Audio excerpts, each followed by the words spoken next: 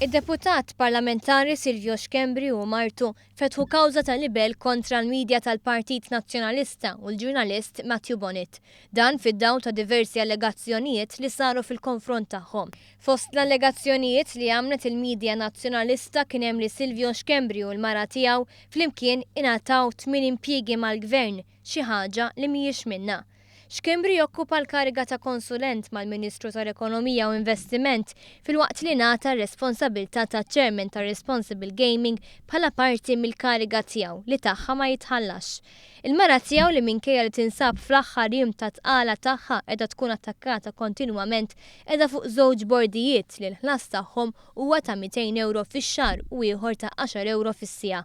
Min-naħa tiegħu Silvio Xkembri huwa deputat elett mill-poplu u x-xogħol ta' lecturer l-Università ilu jagħmlu diversi snin, apparti li dan mhuwiex impjieg tal-gvern. Fl-istess ħin Xkembri żied li taħt Simon Busuttil il-Partit Nazzjonalista laħaq livelli redikoli. Dan għamiltu anke fl-ambitu li kemm il-darba l-kap tal-Oppożizzjoni saħaq fuq il-bżonn li l-politika m'għandix tkun miġġielda fuq livell personali u allura mbagħad dejjem kontrasta bil-kbir meta niġu għal fatti li min-naħa tal-Partit Nazzjonalista ħlief attakki personali u xejn sustanza m'għedix naraw.